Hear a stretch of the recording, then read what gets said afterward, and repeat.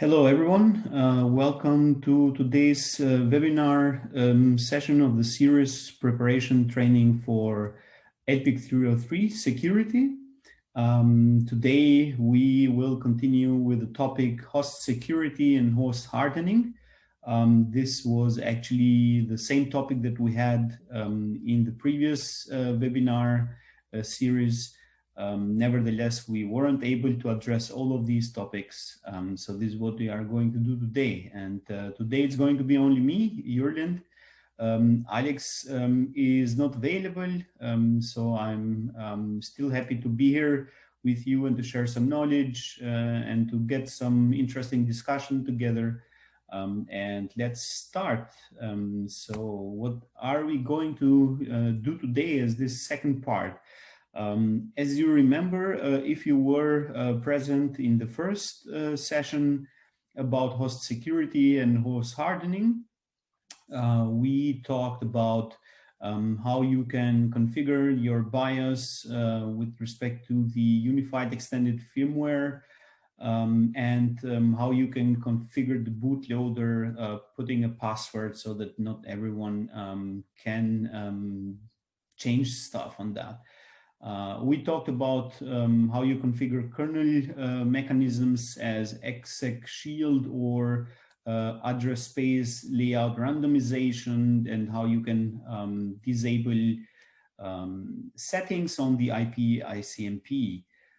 Also, we talked about disabling useless software and services with respect to reducing the attack surface, and also how you can limit resources, especially when we talk about security, and we remember the basics of it, the security goals, and one of them is availability. So this is something how you can think about limiting resources. Today, as it's only me, probably the session is going to be a little bit shorter than usual. Nevertheless, we would like to close this topic of the host security, the host hardening topic in the host security area. So today we will talk about working with chroot environments, with how you can drop capabilities, and at the end, as it is required by the LPIC-303 objectives, you should be aware of some general security advantages of virtualization.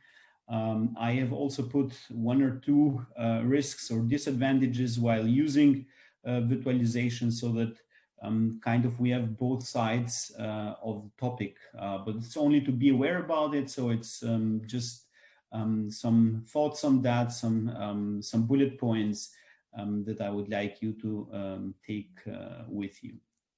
So then let's continue with working with chroot environments. So this is the first topic that we are going to talk together.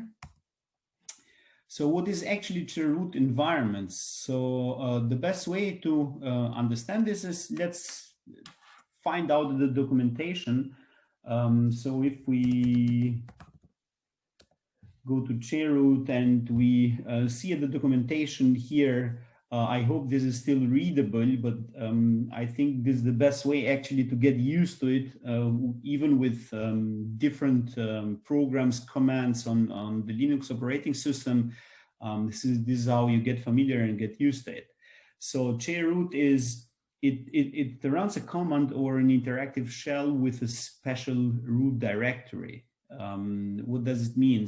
So it means that usually in the Linux operating system, the root mount point, it refers to the slash, right? So this is, don't change like to this symbol here. So this is the root directory usually. So, and in order to change that, or to kind of isolate a program, we can use the chroot, so we can change the root of that program so that it does not refer anymore to the root of the complete of the entire file system, but it refers as a root to a different, let's say, mount point, or at a different directory, wherever you want to put that.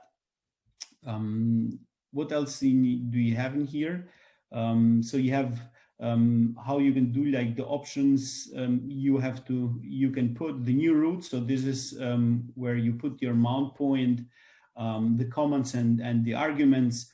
And if you are interested in more, or you have to work with that command and you want to use this in your daily life, so please refer to the documentation, get used to it, get some practical experience with it, which is very important for the exam. Also knowing some of these options is also important.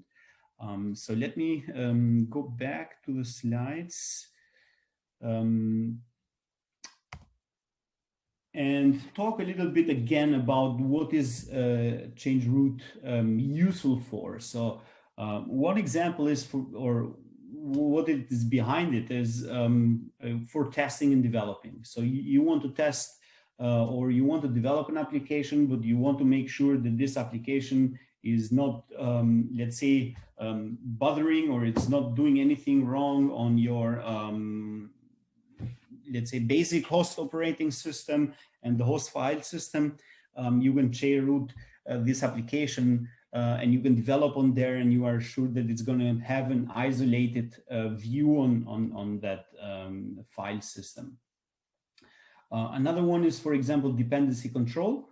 So what you can do, you want to look at that the application you are using is actually, it has all the dependencies needed for working, or it has, thinking about security here is, for example, you have to understand what are the dependencies that this application is needing, or what are these dependencies that the application is relying on, and so that you kind of feel or fulfill, actually, I want to say, fulfill the principles of need to know and least privilege, so that you don't have other dependencies on your systems or other, let's say, libraries that you don't really need.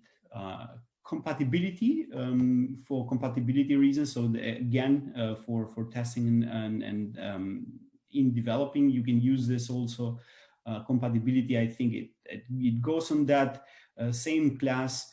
Recovery, if you want, if anything it has gone wrong, for example, in the boot, in the bootloader, or you've forgotten some password, so you can use this again to do, you can use the change root in that sense. And of course, privilege separation. This is what we kind of misuse that as a kind of cheap privilege of separation, but it is very important here to understand what this really means in privilege separation. So that is why I have put some limitations in here. And the limitations are very important to understand. For example, that change root is not intended to defend against a malicious root user, meaning that if you have a super user root that has all the capabilities on the host environment, and we are going to talk about the capabilities in the next as a second topic, you cannot defend with that because the user can just kind of second change root, so there exists attacks on that, so you cannot kind of isolate or put a root user, a malicious user, a root user in a jail. It's not intended to restrict misuse of resources. So meaning of CPU, IO, disk space, bandwidth on the network layer. So that is why if we think about security, and we again think about the basics requirements, so you have, let's say, confidentiality, integrity, and availability. You can kind of reach confidentiality and integrity with that because you kind of separate the user and you put them in a, let's say, I don't want to misuse this word jail now, but you can think about it as a kind of jail environment, but which is, at strictly speaking, it is not.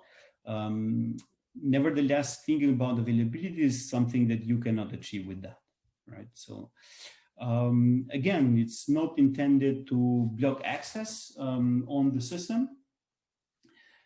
Devices, for example, create device nodes. So if a user is still able to mount on the file system that it is, let's say, allowed to work on, is still able to mount any devices and so on and so forth.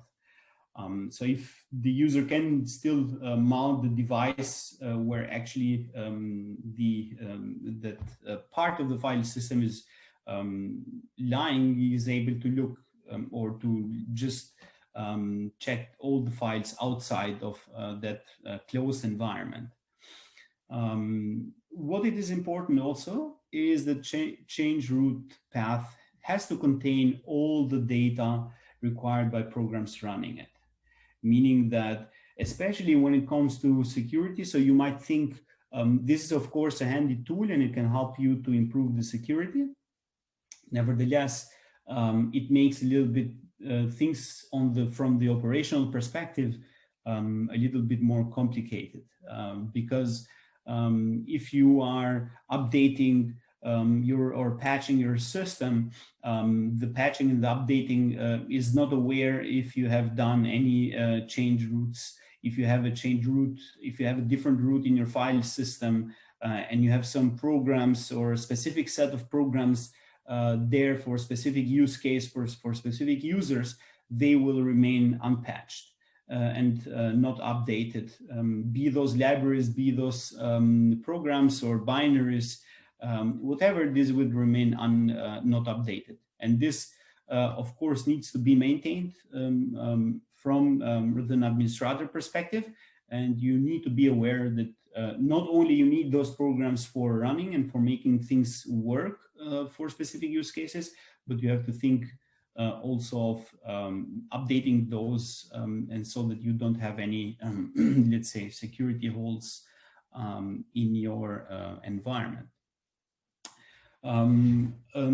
Another one is that kernel virtual file system and configuration files have to be mounted, copied to change root, so that you are able to work with that. This happens, if you do this, it happens kind of automatically, but if you want to have a full working environment, you have to copy those manually. Only root users can perform the change root command, and this prevents for setting, for example, the set UID, and otherwise you would have, let's say, users that would escalate their privileges if there is a program in their environment with set UID, and maybe they can just run this as instead of the root user. Last but not least, not strictly to be considered as a jail, but rather limiting users to specific areas in the file system. So it's a small typo here, so it should be areas in the file system. This is actually what it is for. It's really not a jail, but let's say a kind of closed environment when you can do the testing and so on and so forth. So this is it. Are there any questions so far in that regard with what it is useful for and what are the limitations? These are, let's say, the basic or the most important things you need to understand and to know and to remember when you take the LPIC-303 exam for being prepared. So let's go and do an example and see this, how actually it works. So let's go to, I want to go in here, so I have to, I am logged in. So first, what we can do, it's, let's say I've already done this, as you can say, my new root, but let's do this from the beginning.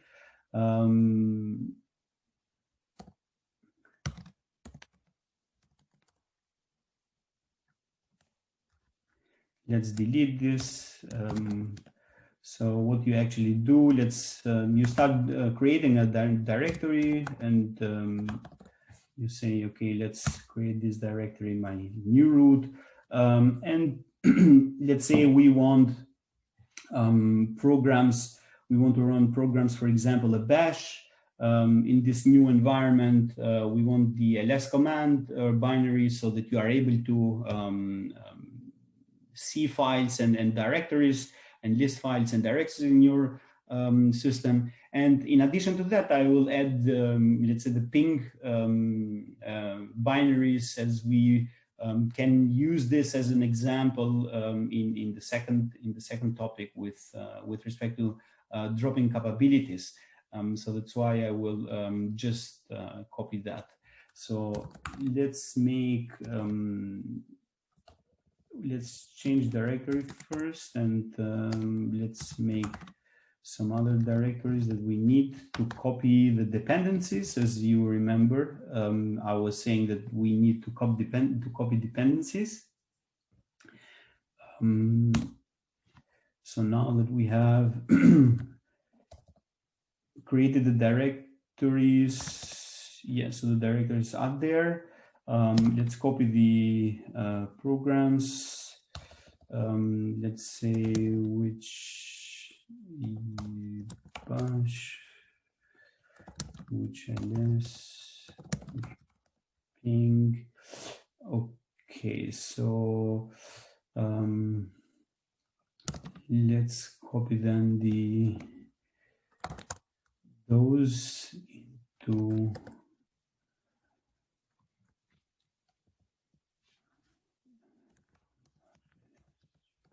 ping.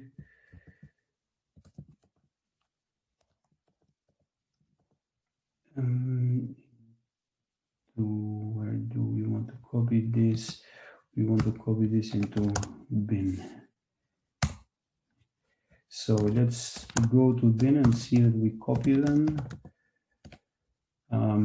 Yeah, so as we see now, so we copied those programs into the new, let's say, root, into the new root binaries, but we're still not done. So we copy now the binaries, but what we also need, of course, is the libraries, the dependencies. And to do that, we have to see what are the dependencies, the binaries of the programs that we just copied.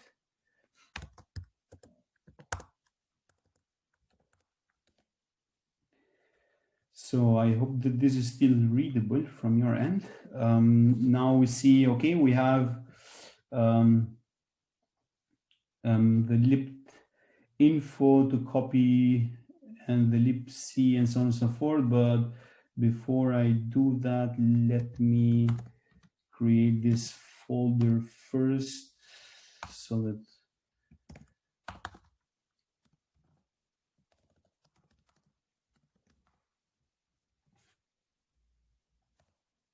so now we need to copy from lib.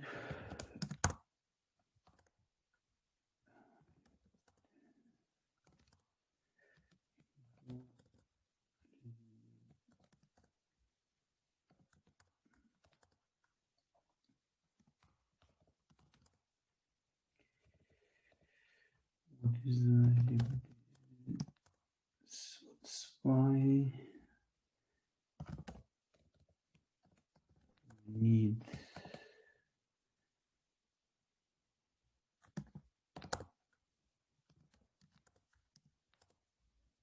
X, and we will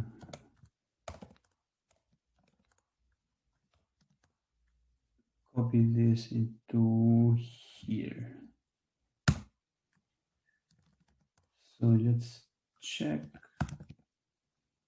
Yes, so we copied those, and we still need the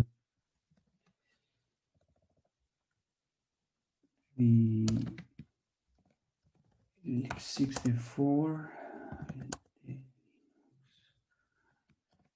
and we'll copy this into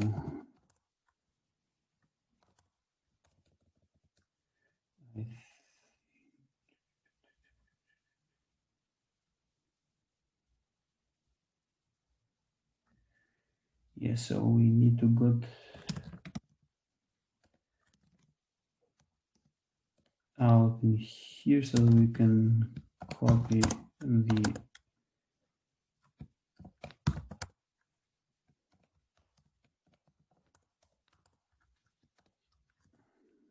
file in here. Okay, so now we did this with the bash, so let's do this with the ls.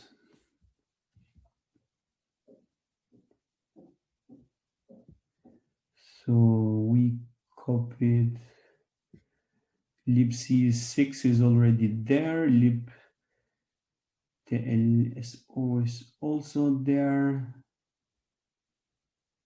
So we need to copy some more still. So let's do that.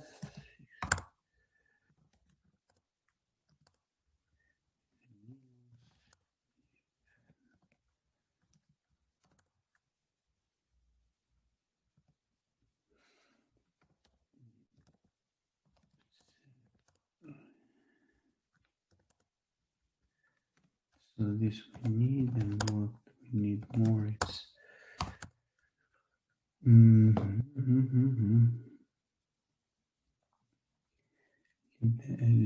we copy that.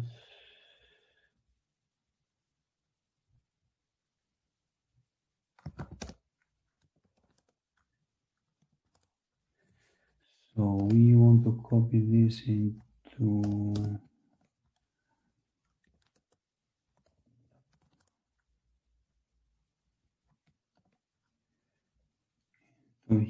here.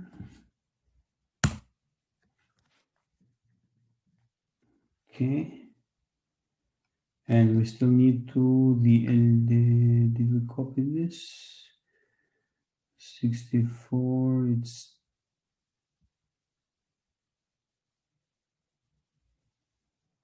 so it's the same. So we copied this. Okay, so I think we are done with that. So let's do this for the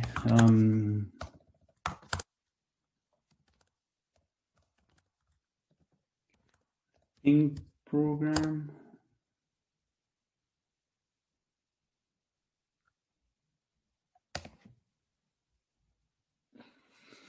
So libcap we have, libcrypt we need, libc we have. Okay, so we need a couple more.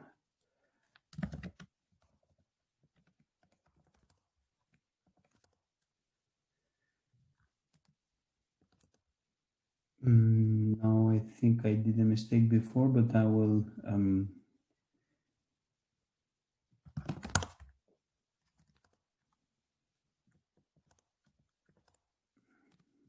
I have to do this after this.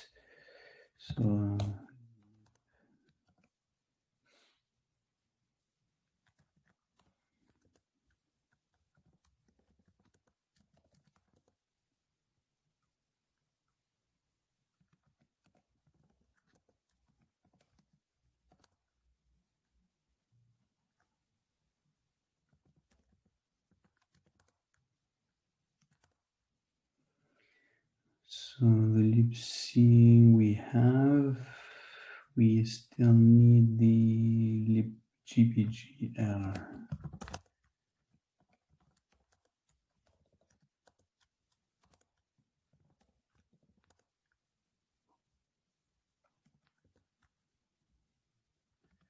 So to copy this into here.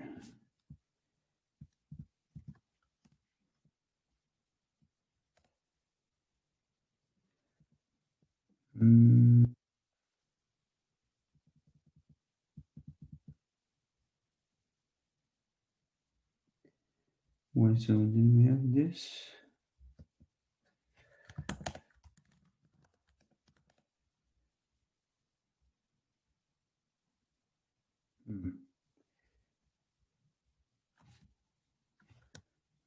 Okay, so where did I put the...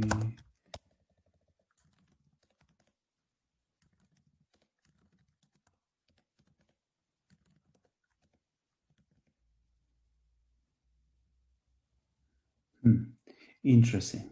Okay, so I think I just made a mistake in here. I thought I created this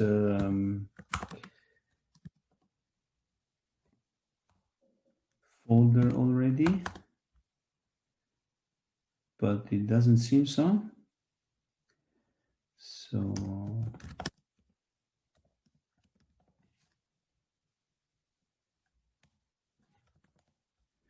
now we have this. So move it.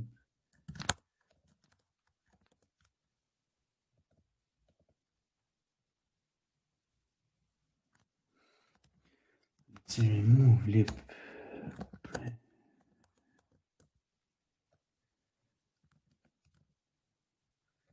Why it doesn't do this? It's not helping. Okay, I have to.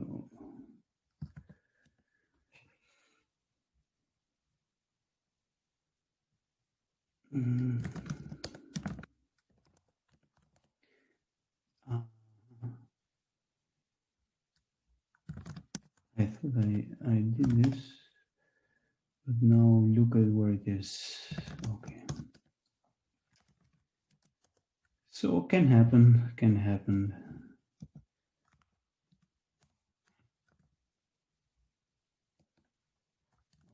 So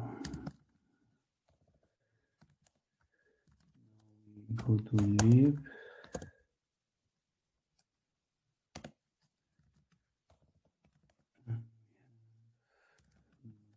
Lib. I don't know why this is.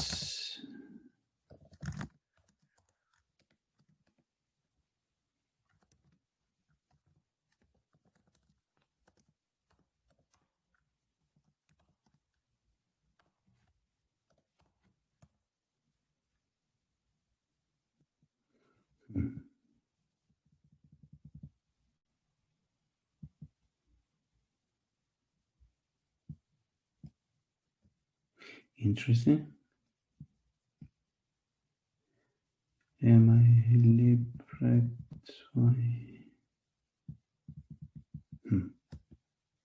Interesting.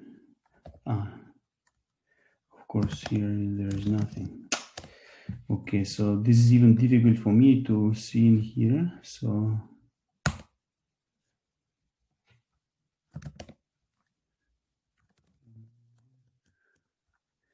now it's okay.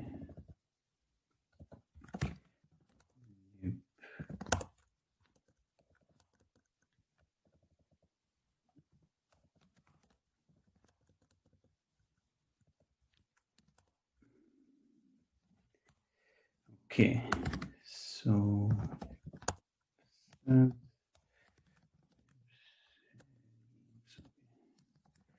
so now we are clear, and we can go back and copy those files again, and then I will search the commands that I did for before that. Well, let's do this again. So let's take the time and do this correct. So what we need to do is again go to the bash and see what are the things that we need to copy. So let's say let's copy then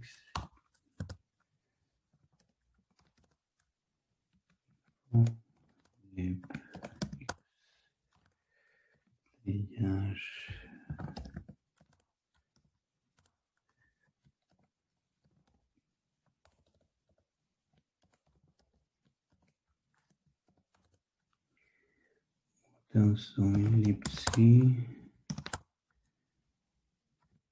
copy this into lib. Okay, so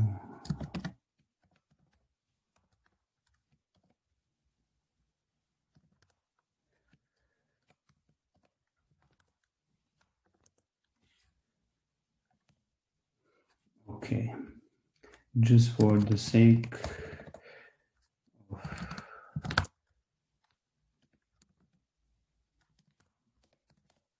yeah, now they are on the right path because it's important. Okay, now we have to do this again with the other program. So we need to go libc Linux, libc Linux. So libc we copied.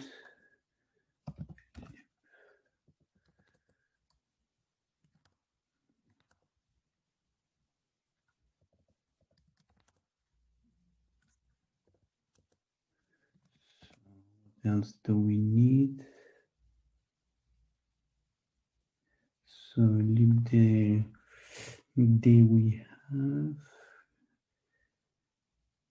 and we not delete that one. Okay.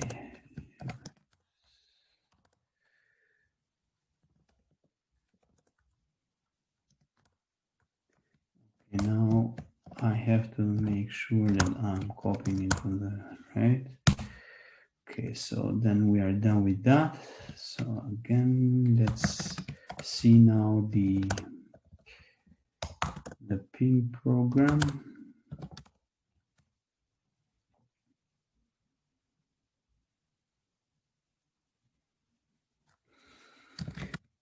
So what we need from here is the libcap. So we need lib.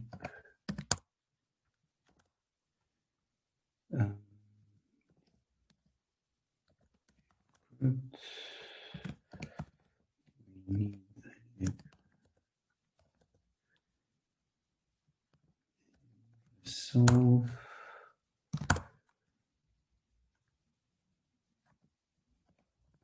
We need the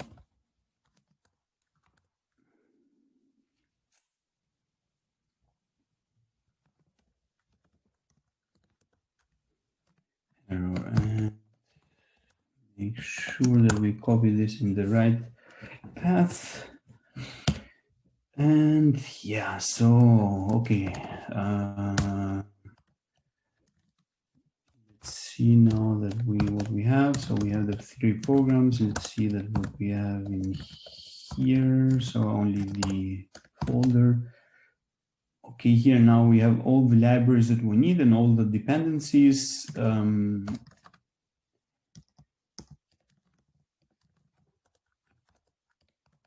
Okay, so everything is in there.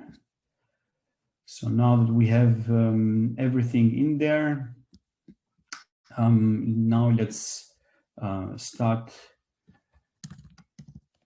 in here. So we have to say chroot, change root, and we want to make it in here at the same where we are. So, and we want to call the bash. So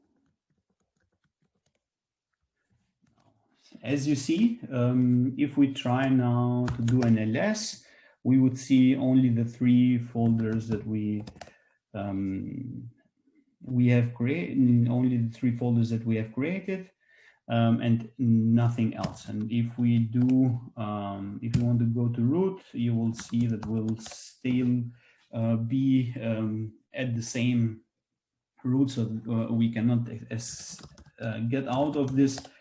So this is our root file system. So this is, let's say, the root of the file system, so we cannot escape from there.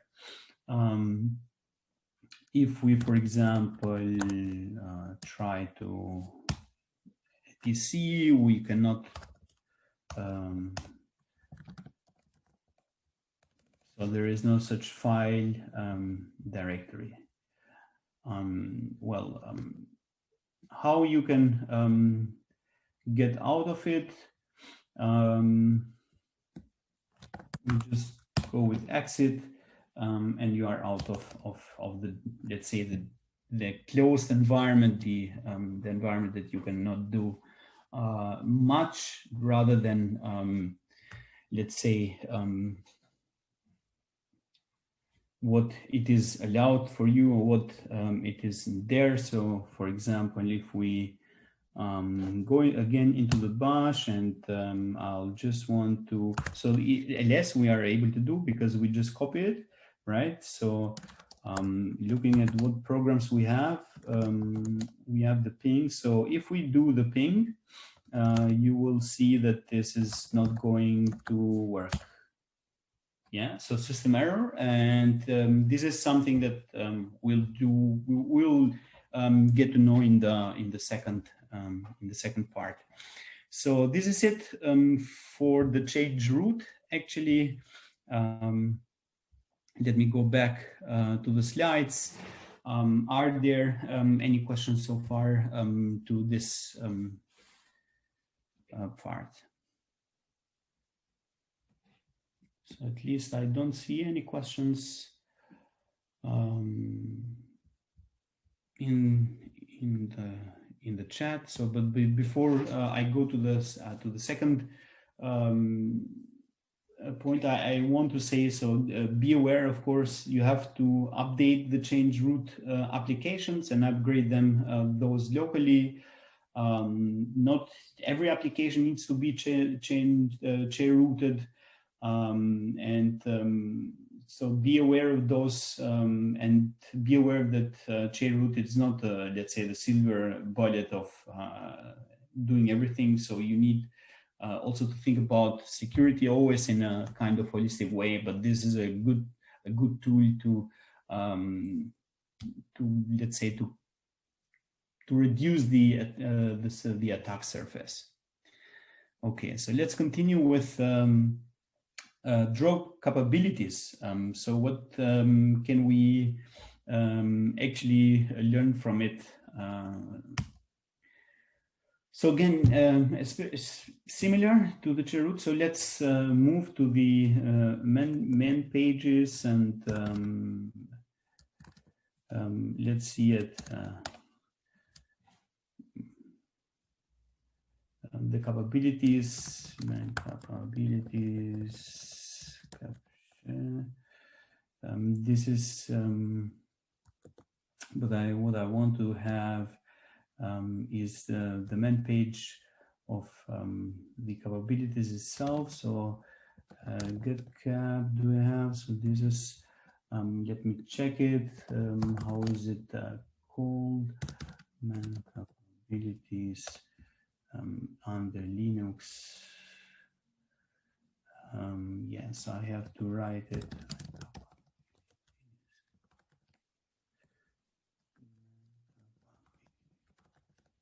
Yes. So now I have it. Yeah, what it is say. So in the description, for the purpose of performing permission checks, we know that in traditional Unix implementation, we distinguish between two categories. We say that our privileged processes whose effective user's ID is 0, so it means that is referred to the super user or the root user, and we have unprivileged processes whose effective UID is non-zero. So privileged processes, they are able to bypass all the kernel permission checks, while the unprivileged processes are subject to the permission checks. So what is actually the capabilities, how they do play a role, or how actually do they join the game, is that the idea here is to break the monolithic root privilege in a Linux system environment, so that you have a more specific privileges that can be provided to where they are required. So this, of course, helps reduce the risk that by compromising a single process on a host, you are the attacker is not able to fully compromise or to compromise the full systems, because it let's say it's not only these two classes, rather the privileged one or the unprivileged one, but it's something in between. So you have a more fine-grained way of providing permissions, as the words have said, capabilities to a specific program or user, but not the full set of the capabilities as it usually is by the super user, the root user. So this is the idea is, yeah, right? So it's, if your process need to take action as an ordinary user, you can do, let's say, without sudo or su or set UID binaries, then the process doesn't need to be assigned any capabilities at all. So it's, if it's just, let's say, on the user, on the user space, and it doesn't need to do any sudo or any set UID calling programs, then that program, it doesn't need any capabilities at all. So imagine that program being manipulated or corrupted by an attacker.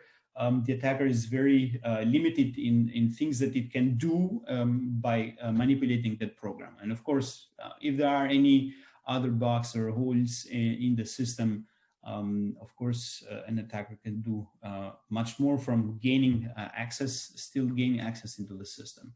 And there are a lot of, let's say, capabilities that are in Linux. I'm not going to go through them. Even for the exam, it's probably most important ones is the cap, let's say, admin and the net row. Let's go back. So capnet admin, for example, it can perform various network related operations. Capnet row, so you can use row and packet sockets, bind to any address for transparent proxying, and so on and so forth. So and capsys admin is what you need to remember. So the capnet row and the capsys admin are the ones that maybe you will have the chance to see in a question in the exam.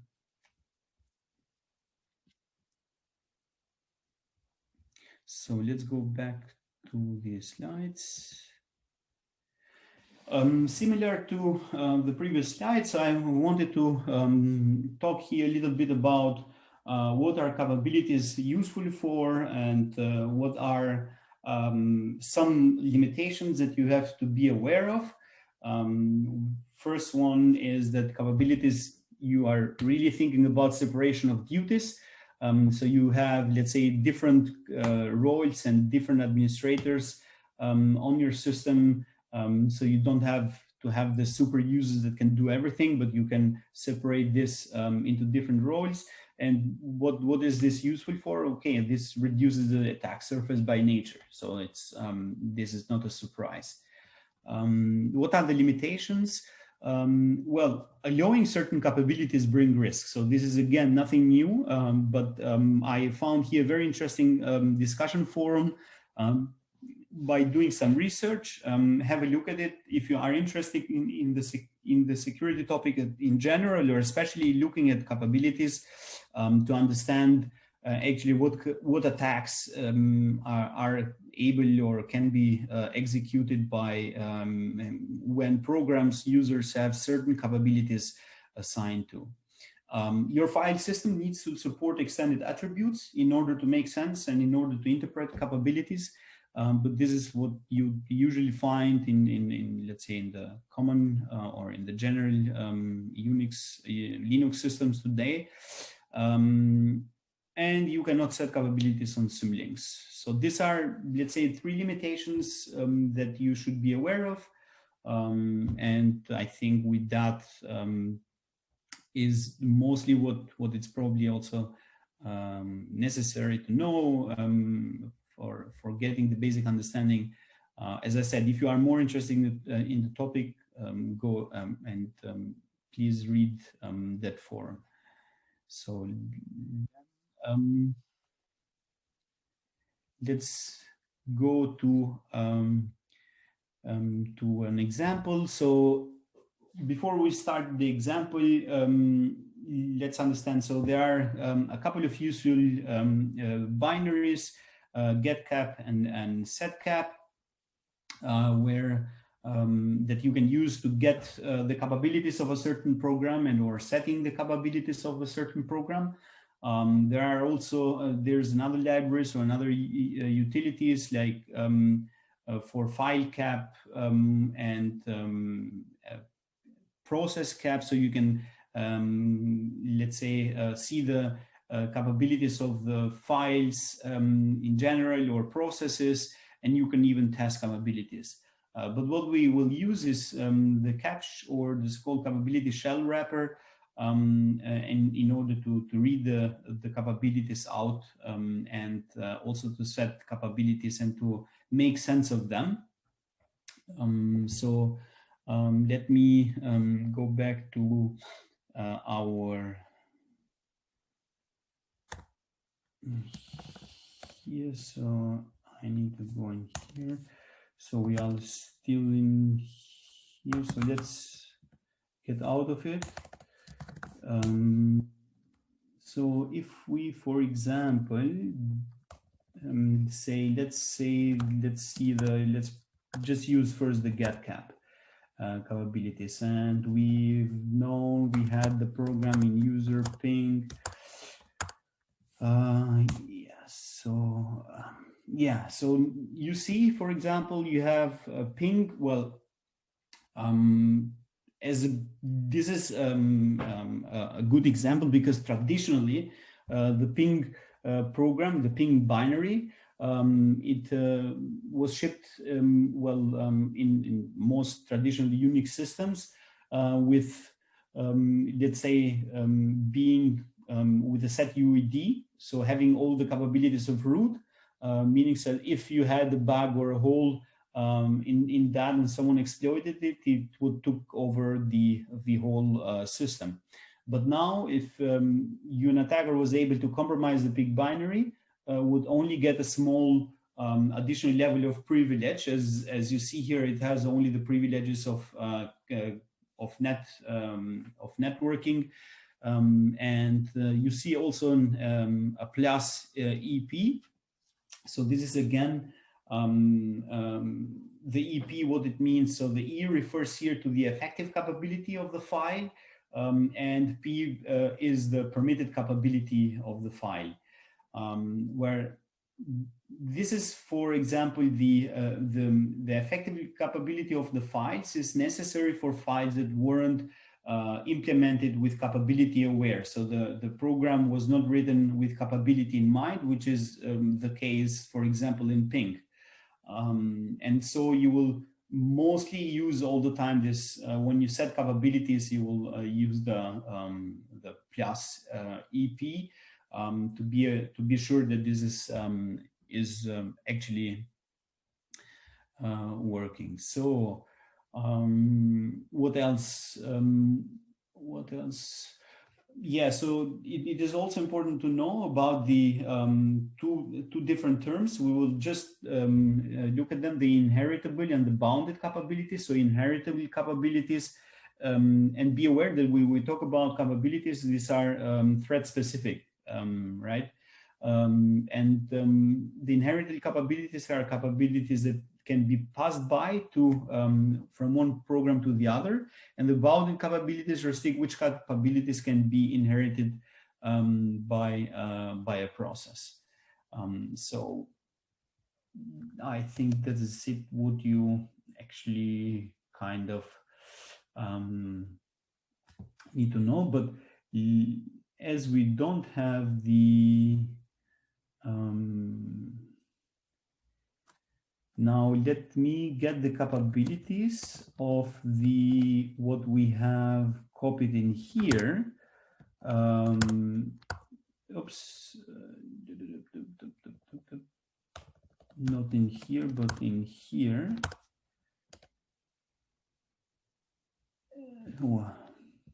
Okay, let me again. Let me do again get cap. So we wanted to have the right one that we just had. So let me get the capabilities of the ping that we just copied. And as you see, there are nothing. So that is why you saw before the when I try to ping. So if I just ping Google here, you would be able to Google. So, and if I don't use that, but I use that one.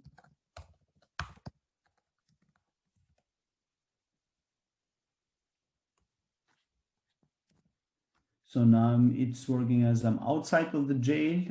If I am inside of the jail, so let's go in here. What is this?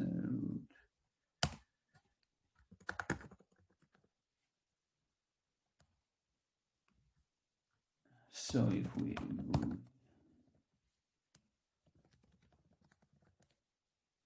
so it's not working, as you see.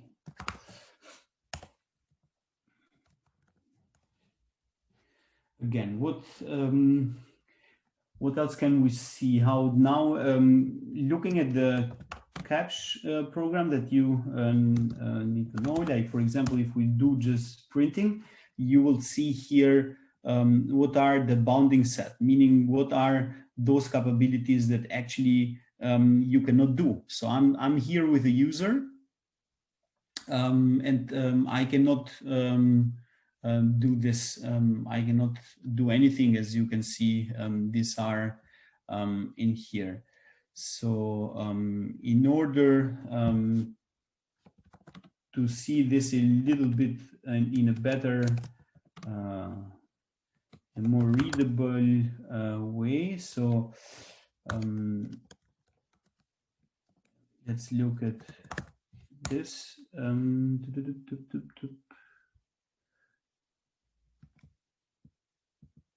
Rook, clip.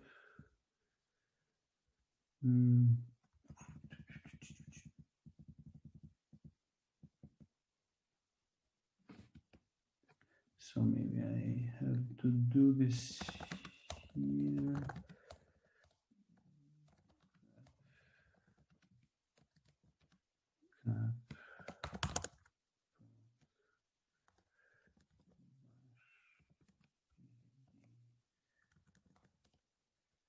So this is one here in the root, and I think my mistake was in here.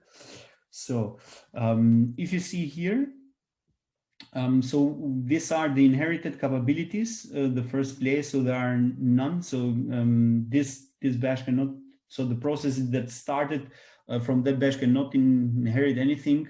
The permitted are also 0, the effective are 0, and the bounded are mostly everything what we see in here.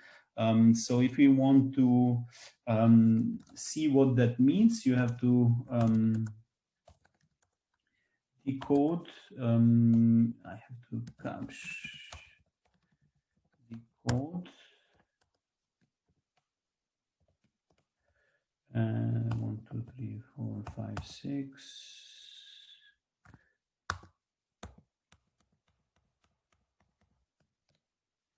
See, so if you want to understand, okay, what are the capabilities used by that process, by the program running, you go with the grep cap, and on the virtual file system, given the process ID, you have the status, and you can have a look on it. And again, yeah, so this is the same. And if I go into this one, you see that I'm here root in this into this system, and there is a completely different view on that. So you see that the root has everything is effective and permitted, so he can the root can do everything it wants with those capabilities. Again, so what else do we want to do? Because I'm looking at the time and we are running a little bit out of time. So let's do only this one last. So let's say we want to give the capabilities to the program that we just created in the jail, or in the close down in the new chroot. and we want to give it to this one. Okay, so I am not root, so I can need to do sudo. Now we gave those capabilities. So if we say get cap bin ping, now we see that we have these capabilities, and if we go to the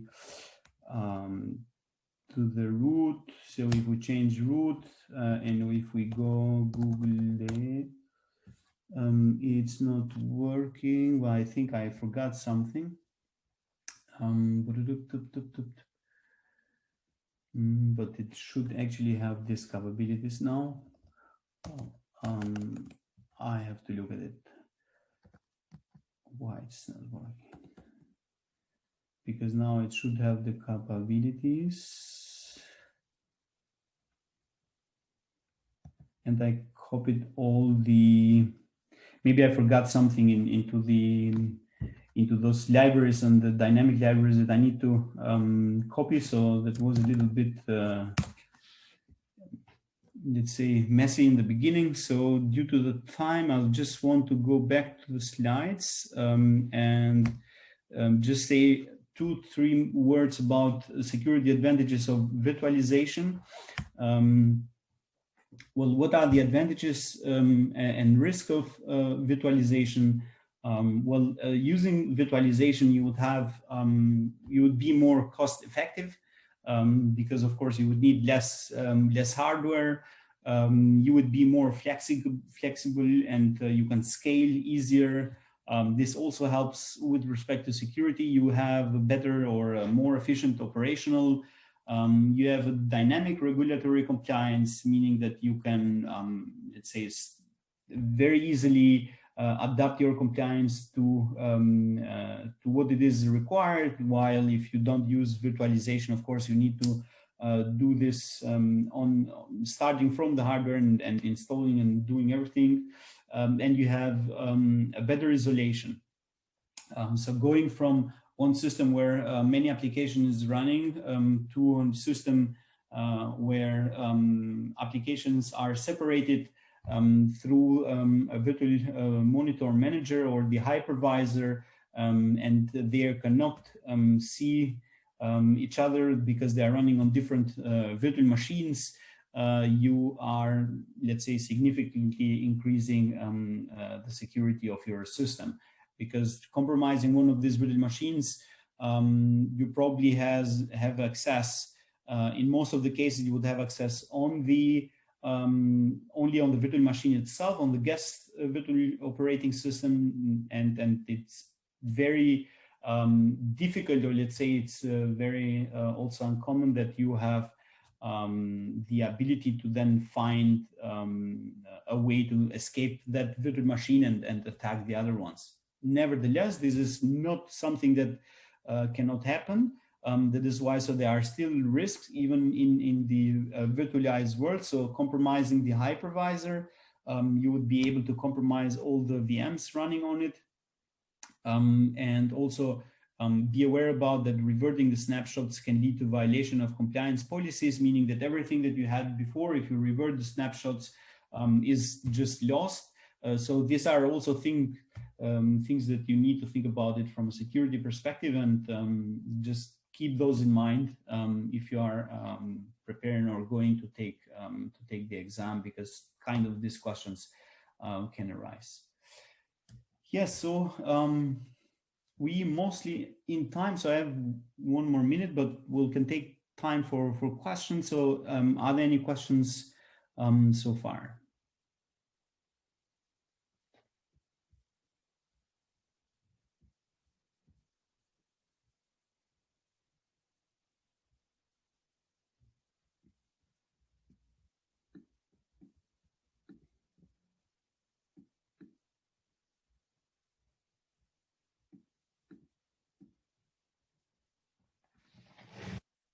Well, I don't see any question coming up, so I hope you enjoyed today's session. So if you have question or you want to discuss topics, please reach out to me or Alexander. We will be happy to discuss and to provide some support and share knowledge. Yeah, just be there the next time in our next session, where we're going to be both of us. And thank you for your attention and have a nice day. Bye-bye.